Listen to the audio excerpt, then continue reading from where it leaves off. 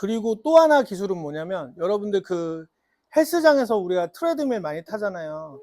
집에다가 트레드밀을 설치해 놓고 방에 스크린만 있으면, 또는 홀로그램 기술이 좀만 더 빠르게 발전하면은 내가 실제로 공원에서 뛰듯이 만들어낼 수, 구현할 수 있다는 거예요. 그것을 디지털 트윈이라고 불러요. 밖에 있는 실제를 가상 공간에, 실내 공간에다 똑같이 구현해 놓는 거예요. 그래서 내가 실제 활동을 하고 있듯이 만들어주는 걸 디지털 트윈이라고 부르는데, 그 디지털 트윈은 이 확장현실 기술이 없으면 불가능합니다. 디지털 트윈은. 그래서 실제 공간과 가상 공간의 차이가 없어지거나, 아니면 우리가 지금껏 용어로 정리해본 VR, AR, MR 모든 게 다 통합된 것을 확장현실, XR이라고 부른다. Extended Reality.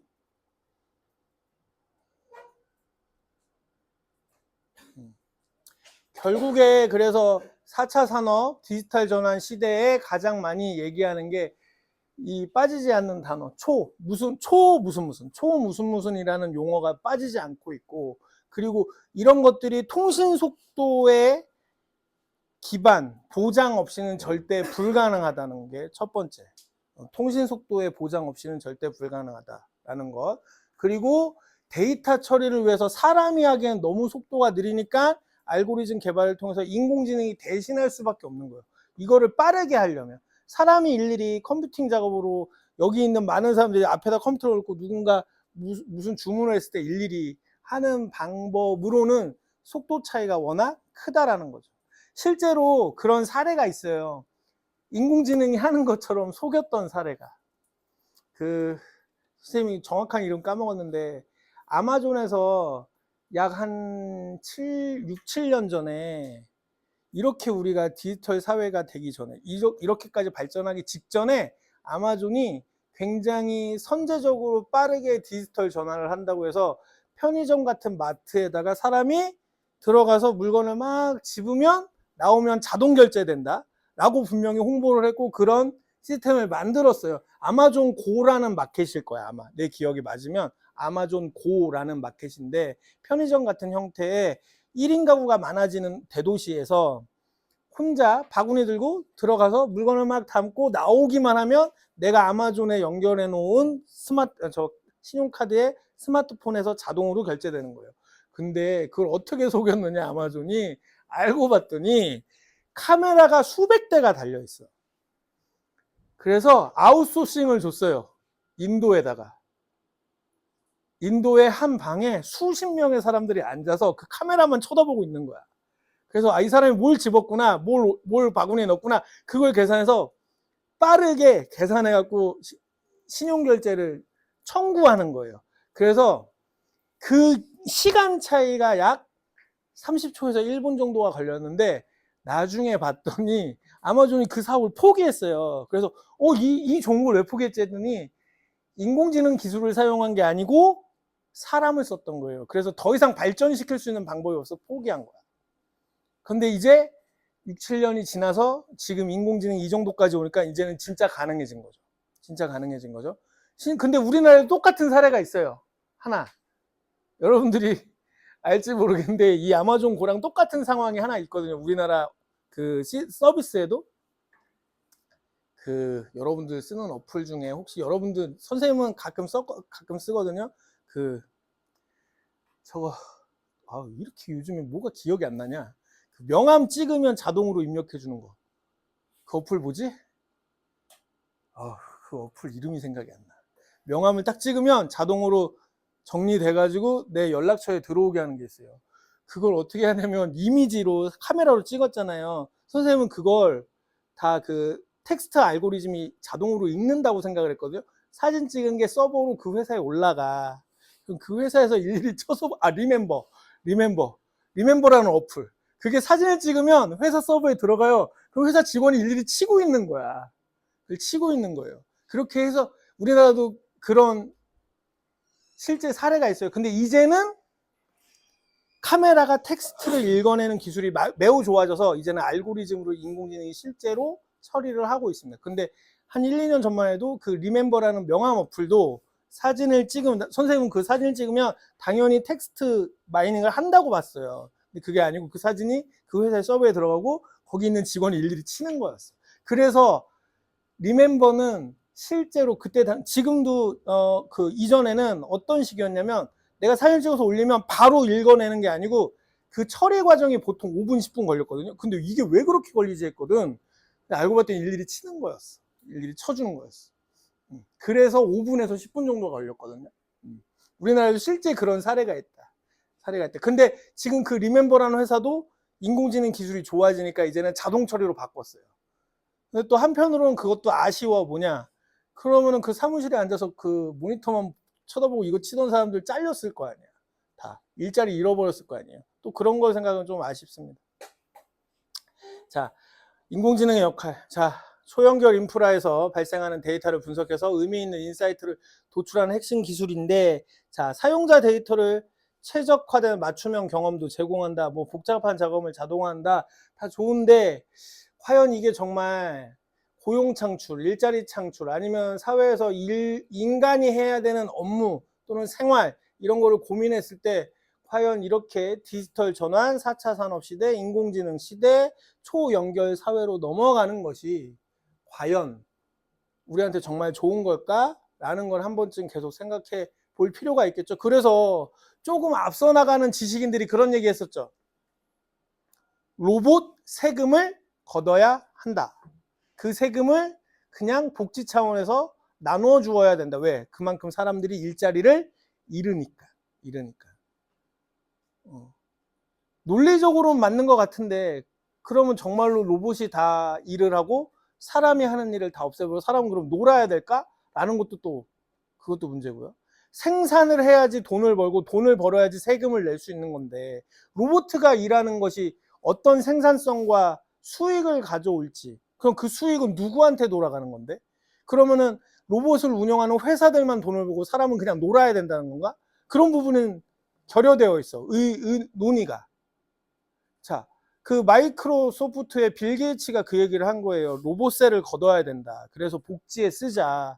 그럼 일자리가 없기 때문에 놀고 있는 사람한테 세금을 준다는 얘기거든요. 세금을 준다는 얘기야.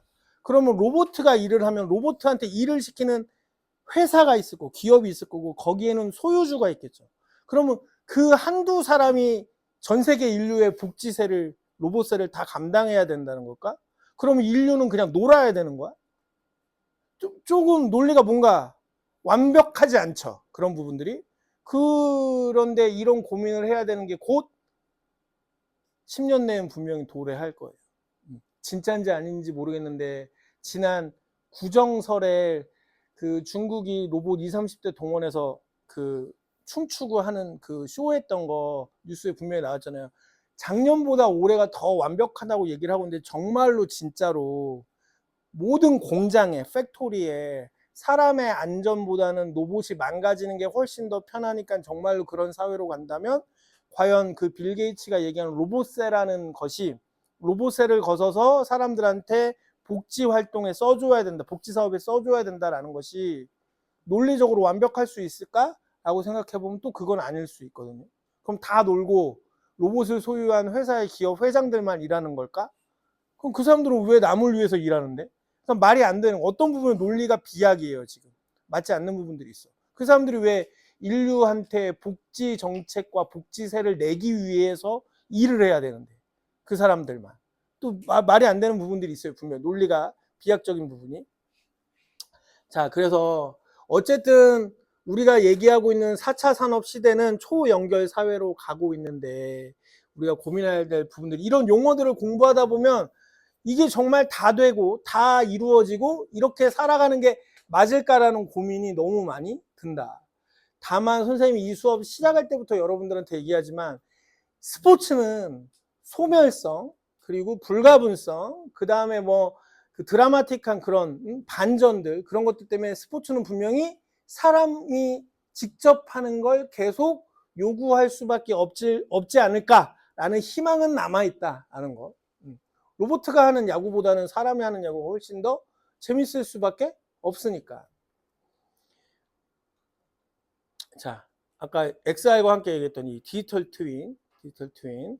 물리적 세계랑 디지털 세계가 거의 경계 없이 이루어지는 거예요. 똑같이 구현한 거예요. 그러니까 가상 공간에 실제 공간의 내용을 가상 공간에 똑같이 구현해 놓는 걸 디지털 트윈이라고 부릅니다.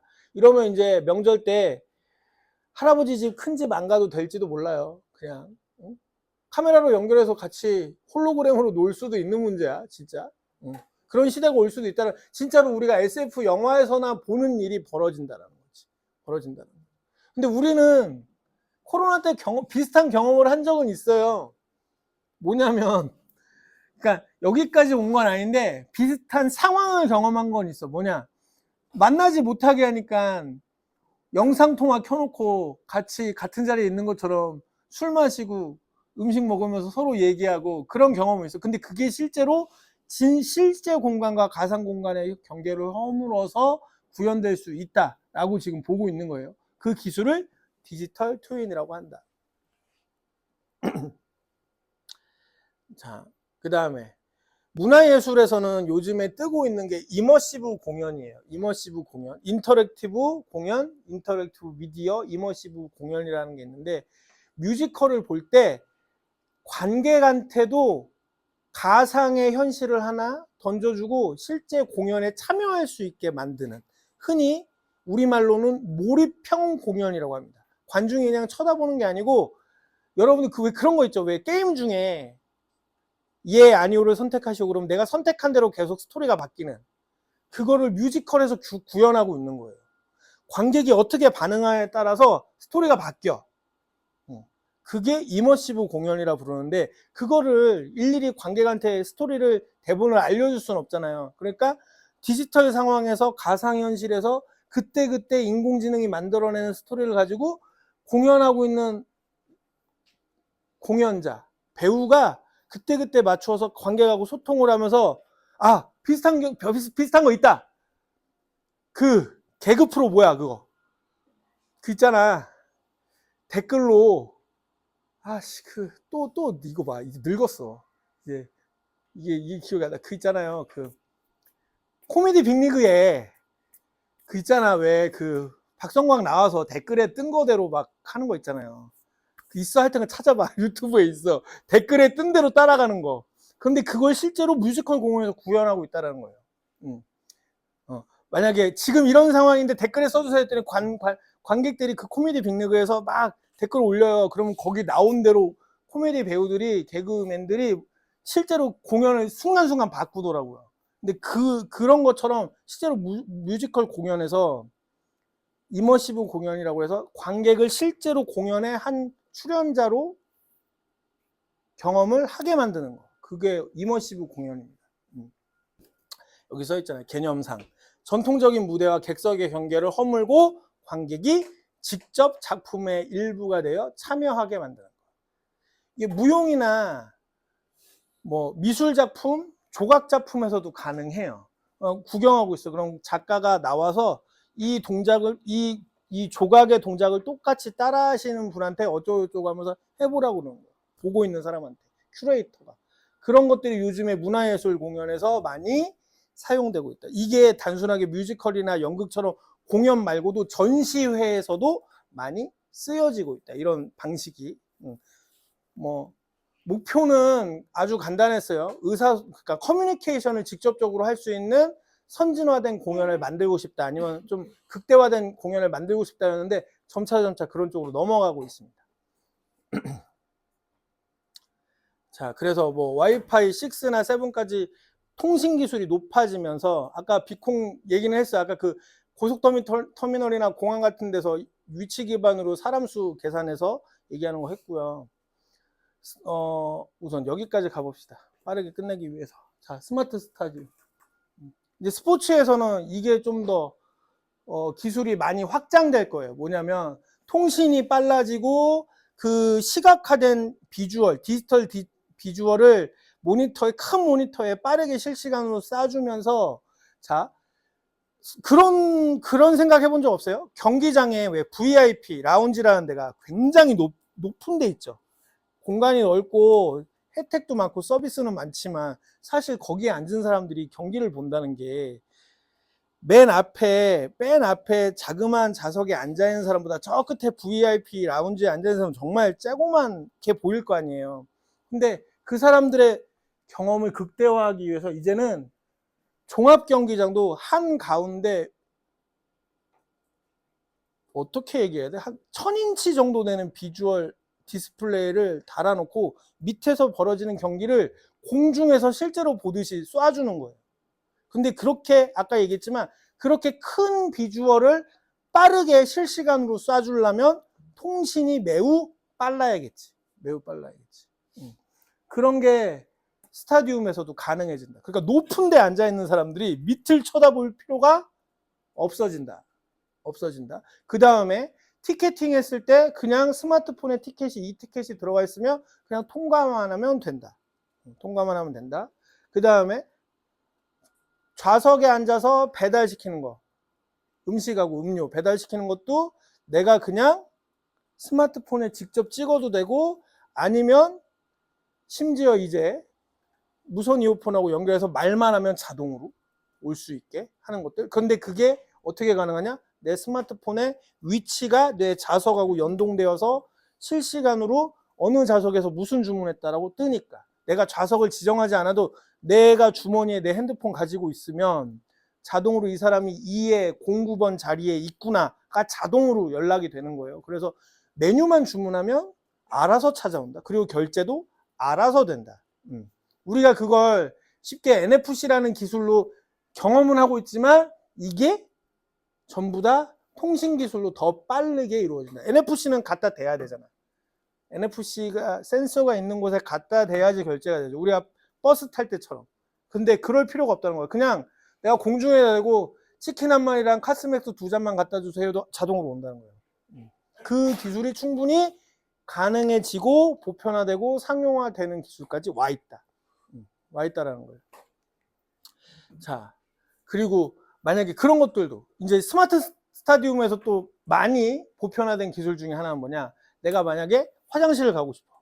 근데 경기장 내에 화장실이 6개밖에 없는데 어느 쪽은 사람이 많고 어느 쪽은 사람이 적어. 그럼 사람이 없는 쪽을 안내해주고 더 빠른 동선을 안내해주고, 그런 방법들도 충분히 이 스마트 스타디움 근거리 통신 기술을 가지고 충분히 가능해진다라는 겁니다. 자, 그 다음에 이제 이런 기술들을 가지고 마지막에 최적화된 기술로 지금 현재 많이 사용하는 게 부상 예방도 있지만 데이터를 분석해서 부상 위험 시기를 파악해서 언제 나가지 마, 아니면은 나가도 돼, 출전해 등등을 표시해주는 기술들을 이제 많이 쓰고 있고, 그 다음에 요즘에 일본하고 미국에서 많이 쓰는 거예요. 야구 선수들 타자들 훈련시킬 때 요즘은 VR 쓰고 연습합니다. 실제로 진동까지 오는 배트를 들고, 전자진동까지 오는 배트를 들고 실제 속도감에 그냥 공중에 휘두른 건데 실제로 맞은 느낌의 진동까지 오는 그런 전자 타격 배트를 가지고 가상현실로 훈련들을 많이 하고 있어요. 우리나라 워낙에 골프존 같은 스크린 골프가 잘 발달되어서 이미 골프 쪽에서는 가상현실을 이용해서 훈련 많이 하고 있고, 아까 얘기했듯이 사이클 타는 것, 트레드밀 타는 것도 이제 육상 선수들도 충분히 가상현실로 훈련들을 대신하고 있다. 스포츠에서는 지금껏 설명한 이런 용어나 내용들이 결국에 딱 한 가지예요. 통신 기술이 발전해서요. 우리 수업의 제목이 스포츠 ICT. 자, 스포츠와 4차 산업이 아니고 스포츠와 ICT의 이해인 이유는 정보와 통신 기술의 발전이 모두 다 영향을 미쳤기 때문이에요. 단순하게 4차 산업 시대이기 때문에 이렇게 됐다가 아니야. 4차 산업 시대가 되는 것도 결국에는 정보의 양, 정보의 질, 통신 속도의 발전 때문에 이렇게 됐다라는 걸 설명하기 위해서 이 과목이 스포츠와 4차 산업이 아니고 스포츠와 ICT의 이해다라고 생각을 하면, 개념을 이해하면 좀 더 좋을 것 같고, 그래서 지금 선생님이 1시간 반 동안 설명한 내용들이 전부 다 통신기술과 관련된, 정보 처리와 관련된 4차 산업에 가장 많이 쓰이고 있는 용어들을 설명한 것입니다. 자, 오늘은 여기까지 하겠습니다.